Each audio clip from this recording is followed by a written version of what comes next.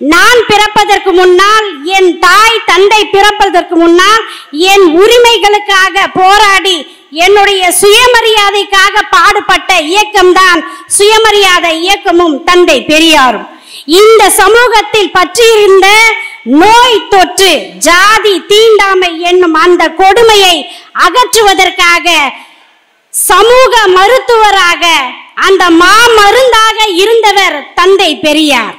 அன்னை மணியம்மையார் தந்தை பெரியாருக்கு பிறகு இன்றைக்கும் இந்த இயக்கத்தை சமூக நீதி உணர்வோடு நம்மை போன்ற அடுத்த தலைமுறைக்கு தந்தை பெரியாரை வழிகாட்டி இந்த உலகம் பெரியார் மயம், பெரியாரே உலக மயம் என்று நமக்காக பாடுபட்டு கொண்டிருக்கக்கூடிய தமிழர் தலைவர் ஐயா அவர்களுடைய தொண்டை நாம் நினைத்து பார்க்க வேண்டும். நம்முடைய முத்தமிழறிஞர் கலைஞர் சொன்னார், பாராட்டி போற்றி வந்த பழமை லோகம் ஈரோட்டு பூகம்பத்தால் இடியுது பார், ஈவேரா என்கின்ற வார்த்தை இந்நாட்டு ஆரியத்தின் அடிபீடம் ஆட்டுகின்ற சூறாவளியாம் என்று தந்தை பெரியாரை பற்றி கலைஞர் சொன்னார். அந்த ஆரிய பழமை லோகம் பரப்பிய நச்சு விதைதான் RSS. இந்த சுயமரியாதை இயக்கம் தோன்றியதே சமூக நீதிக்காகத்தான், அனைவருக்கும் அனைத்தும் என்கின்ற கருத்தியலுக்காகத்தான்.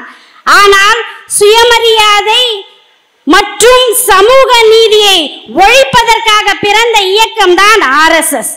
ஆங்கிலேயர் காலகட்டத்தில் ஏதோ ஒரு சில உரிமைகளாவது நமக்கு கொடுக்கப்பட்டது, அந்த உரிமைகளை கூட நிலைநாட்டக்கூடாது என்பதற்காக RSS கற்பித்த தத்துவம் தான் ஹிந்து ராஷ்டிரம், ஹிந்து நாடு, அகண்ட பாரதம் என்று பெரிய சதி வலையை இங்கே பின்னியது.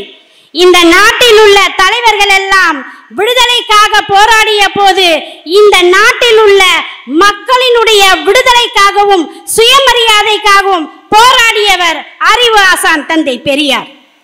தந்தை பெரியாரும் இந்த சுயமரியாதை இயக்கமும் நடத்திய போராட்டங்களையும் சமூக நீதி, ஜாதி தீண்டாமை ஒழிப்பை பற்றி பேச வேண்டும் என்று சொன்னால் நமக்கு நேரம் போதவே போதாது.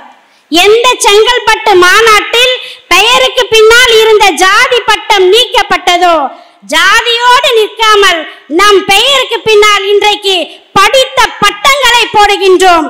மணியம்மை வழக்கறிஞர், அருள்மொழி மூத்த வழக்கறிஞர் என்று சொன்னால் இதற்கு அடிப்படை காரணமாக இருந்ததே இந்த சுயமரியாதை இயக்கம்தான். இன்றைக்கு என்ன நிலை?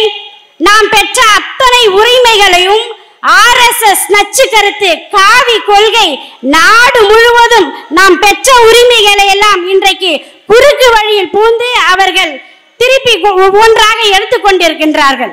இன்னைக்கு பாருங்க, தமிழ்நாட்டில் இருக்கக்கூடிய மாய மான்கள், நம்முடைய தமிழர் தலைவர் ஆசிரியர் சொல்வதை போல ட்ரோஜன் குதிரைகள், சங்கிகள் பலவிதம், ஒன்றொன்றும் ஒரு விதம்.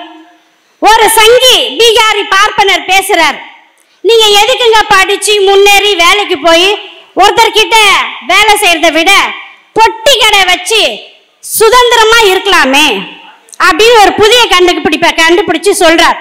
அது மட்டும் இல்லாம படிக்காத மேதைகள் இந்த நாட்டில் இல்லையான்னு கேட்கிறார். உண்மைதான், படிக்காத மேதைதான் இந்த நாட்டில் உள்ள அனைவரையும் படித்த மேதைகளாக்க வேண்டும் என்று சட்ட திட்டங்களை தீட்டினார் நம்முடைய கல்வி வள்ளல் காமராஜர். அடுத்த சங்கி வேறார், நான் ஆடு மேய்ப்பேன், மாடு மேய்ப்பேன், கோழி மேய்ப்பேன், மரம் ஏறுவேன். யார் வேணான்னு சொல்றது? எல்லாம் நல்லா மேய்ச்சிட்டு போங்க. இதெல்லாம் இவர் மேய்ப்பாரா? ஆனா இவர் வீட்டு பிள்ளை என்ன பண்ணுமா, CBSE மெட்ரிகுலேஷன்ல படிப்பாங்களாம். அடுத்த இன்னொரு சங்கி வேறார், நான் தற்சார்பு இந்தியாவை உருவாக்க போறேன், IPS பதவியை ராஜினாமா பண்ணிட்டு ஆடு மாடு மேய்க்க போறேன்.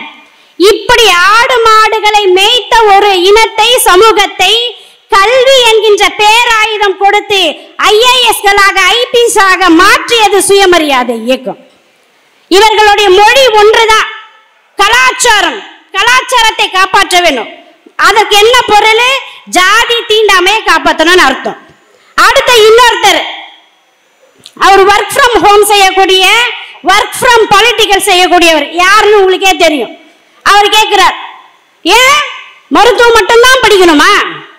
நம்மளும் திருப்பி கேட்போம், CM மட்டும்தான் ஆகணுமா? இந்த MLA MP இந்த பதவியில் ஆக மாட்டீங்களா? அப்ப இந்தியாவில் இருக்கக்கூடிய RSS அமைப்பு திட்டமிட்டே தமிழ்நாட்டில் கால் ஊன்றுகிறது. ஏன்னா அவங்களுக்கு மற்ற மாநிலங்களை பற்றி கவலை கிடையாது. தமிழ்நாடு இவ்வளவு மூர்க்கமாக RSS நச்சு விதைகளை எதிர்க்கிறது என்று சொன்னால், அன்றைய காலகட்டத்தில் தந்தை பெரியார் இருந்தார், இன்றைய காலகட்டத்தில் தமிழர் தலைவர் ஆசிரியர் இருக்கின்றார். அதுதான் காரணம். ஐயாவினுடைய காலகட்டத்தில் இடஒதுக்கீடு 31%. இன்றைக்கு நம்முடைய தமிழர் தலைவர் ஆசிரியரோட காலகட்டத்தில் 69% இடஒதுக்கீடை நாம் பெற்றிருக்கின்றோம். ஐயாவின் காலகட்டத்தில் நாம இடஒதுக்கீடு கேட்டு போராடணும். இன்றைக்கு ஆசிரியர் அவர்களுடைய காலகட்டத்தில் பார்ப்பனர்கள் வீதிக்கு வந்து எங்களுக்கும் இடஒதுக்கீடு தாங்க, தமிழ்நாட்டில் PCR ஆக்ட் வேணும், தனி சட்டம் இயற்றுங்கள் என்று போராட்டம் நடத்தி கொண்டிருக்கிறார்கள். இப்படி நம்முடைய இயக்கம் தொடர்ந்து தமிழர் தலைவர் ஆசிரியர் அவர்கள் தலைமையில் இன்றைக்கு ஒடுக்கப்பட்ட பிற்படுத்தப்பட்ட மக்களுக்கான உரிமைகளை நாம் போராடி பேசிக் கொண்டிருக்கின்றோம். ஒரு 2-3 முக்கியமான செய்திகளை மட்டும் நான் சொல்லி விடைபெறுகின்றேன். நம் அனைவருக்கும் தெரியும், ராஜாஜி அவர்களுடைய காலகட்டத்தில் குலக்கல்வி திட்டம் கொண்டு வந்தாங்க. அதை தந்தை பெரியார் தான் எதிர்த்து போராடி நின்று வென்றார் என்பது.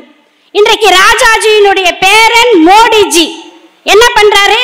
குழந்தைகளுக்கான தொழிலாளர் சட்டத்தை திருத்தி, நீங்க எல்லாம் 12வது வரைக்கும் படிச்சுட்டு வாங்க, உங்களுக்கு பணம் தர, சுயமா தொழில் செய்யுங்கன்னு சொல்லி குடும்ப தொழிலை இன்றைக்கு கொண்டு வந்து மாணவர்கள் மீது திணித்திருக்கின்றார்.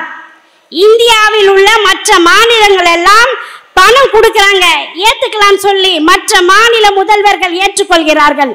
ஆனால் தமிழ்நாட்டில் மட்டும்தான் 2000 கோடி அல்ல, 5000 கோடி அல்ல, 10,000 கோடி கொடுத்தாலும் குலக்கல்வி திட்டத்தை ஏற்க மாட்டோம் என்று தமிழ்நாட்டினுடைய ஒரே தளபதி மாண்புமிகு முதலமைச்சர் இன்றைக்கு சொல்கின்றார் என்றால், அதற்கு அடிப்படை காரணம் நம்முடைய தமிழர் தலைவரும் நம்முடைய இயக்கம் என்பதை நாம் பெருமையாக சொல்ல வேண்டும். இந்த கல்வி அமைப்பு தான் தாழ்ந்து கிடக்கக்கூடிய மனிதர்கள் மீது, நம்முடைய ஒடுக்கப்பட்ட பிற்படுத்தப்பட்ட மக்கள் மீது திணித்த ஜாதி இழிவு. ஏன் இந்தியாவில் உள்ள மற்ற தலைவர்கள் விட தந்தை பெரியாருக்கு கோபம் வந்தது? மனிதனை மனிதன் பார்த்தா தீட்டு, தொட்டால் தீட்டு, பார்த்தால் பாவம் என்று சொல்லும் ஒரு நாட்டை பூகம்பத்தால் அழிக்காமலோ, சண்ட மாறுதத்தால் தோலாக்கப்படாமலோ, சமுத்திரம் பொங்கி அமிழச் செய்யாமலோ இருப்பதை பார்த்த பிறகும் கடவுள் என்று ஒருவர் இருக்கின்றார், அவர் நீதிமான், சர்வ தயாபரர் என்று யாராவது சொன்னால் அவரை என்னவென்று சொல்வது? உங்களிடமே விட்டு விடுகிறேன் என்று தந்தை பெரியாருக்கு தான் அந்த கோபம் வந்தது. அந்த கோபத்தின் விளைவாகத்தான் சுயமரியாதை இயக்கம் தோன்றியது.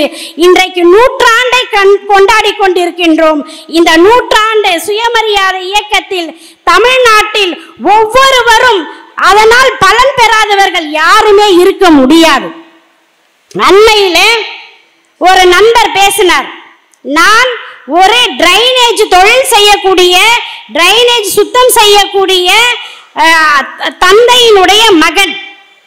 எங்க அப்பா படிக்கல, ஆனா நான் படிச்சேன். நான் படிச்சு முன்னேறியதற்கு காரணம் தந்தை பெரியாரும் திராவிட மாடல் அரசும் என்று சொன்னார். இதை நம்ம ஏன் மிகைப்படுத்திலாம் சொல்லல. அவர் என்ன படிப்பு தெரியுமா படிச்சாரு? Transcend dynamic robotic and AI specialist. அப்படின்னா என்னன்னா, ரோபோட்டிக் கல்வி இந்தியாவிலே தமிழ்நாட்டில் மட்டும்தான் ஒரே மாநில முதல்வர், நம்முடைய முதல்வர் மட்டும்தான் இந்த ரோபோட்டிக் படிப்பு படிக்கக்கூடிய ஒடுக்கப்பட்ட சமுதாயத்தை சேர்ந்த மாணவர்களுக்கு கல்வி இலவசம் என்கின்ற அறிவிப்பை கொடுத்து ஒரு டிரைனேஜ் சுத்தம் செய்யக்கூடிய தந்தையினுடைய மகன் இன்றைக்கு CEO இருக்கிறார் என்று சொன்னால், இந்த சுயமரியாதை இயக்கமும் தமிழர் தலைவரும் நம்முடைய முதல்வரும் தான் காரணம் என்று சொல்லி, எந்த சுயமரியாதை இயக்கம் தோன்றுவதற்கு அடிப்படையாக இந்த மாவட்டம் காஞ்சிபுரம் ஜில்லா இருந்ததோ, தந்தை பெரியார் எந்த காரணத்துக்காக காங்கிரஸை விட்டு வெளியேறினாரோ, இந்த நூற்றாண்டுகளுக்கு பிறகு இதே காங்கிரஸ் இன்றைக்கு சொல்கிறது, நாங்கள் ஆட்சிக்கு வந்தால் பிற்படுத்தப்பட்ட ஒடுக்கப்பட்ட மக்களுக்கு 50% இடஒதுக்கீடை வழங்குவோம் என்று இன்றைக்கு சொல்கிறது என்று சொன்னால் தந்தை பெரியார் வெற்றி பெற்றிருக்கிறார் என்பதுதான் அதற்கு பொருள்.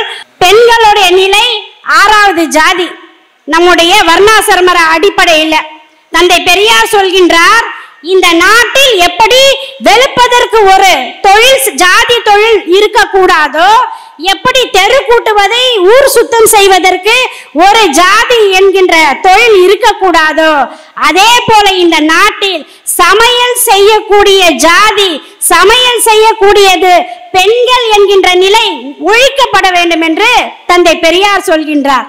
இதேதான் நம்முடைய பகுத்தறிவு கவிஞர் கனிமொழி அவர்களிடத்திலே நிருபர் கேட்கிறார், உங்களுக்கு சமைக்க தெரியுமான்னு சொல்லி. இதே எதிர்கட்சியை சேர்ந்த மற்ற பெண் தலைவர்களா இருந்தா என்ன சொல்லியிருப்பாங்கன்னா, ஓ நல்லா எனக்கு சாம்பார் வைக்க தெரியுமே, நம்ம அக்கா தமிழிசை சவுந்தரராஜன் ஊருக்கா நான் நல்லா செய்வேங்க, மீன் குழம்பு நல்லா செய்வேன்னு சொல்லியிருப்பாங்க. ஆனால் கனிமொழி அவர்கள் சொல்கின்றார், இந்த கேள்வியை ஏன் என் தந்தையிடம் நீங்கள் கேட்கவில்லை, என் அண்ணனிடம் ஏன் கேட்கவில்லை, என்னிடம் ஏன் கேட்கிறீர்கள்? அப்பொழுது பெண்கள் என்றால் சமையல் செய்வதற்கு மட்டுமா என்கின்ற தந்தை பெரியாரின் ஆளுமை என்கின்றதையும் ஆசிரியர்களுடைய சிறந்த மாணவர் என்பதையும் அவர்கள் காட்டினார்கள். சுயமரியாதை இயக்கம் இந்த நாட்டில் கடைசி ஆதிக்கவாதி ஜாதி வெறியர் இருக்கும் வரை நம்முடைய பணி தொடரும். நம்முடைய தமிழர் தலைவர் ஆசிரியர் தலைமையிலே இந்த ஜாதி தீண்டாமையை ஒழிப்போம். RSS நச்சு கருத்தை தமிழ்நாட்டை விரட்டி அடிப்போம் என்று சொல்லி தந்த வாய்ப்புக்கு நன்றி கூறி விடைபெறுகிறேன். நன்றி, வணக்கம்.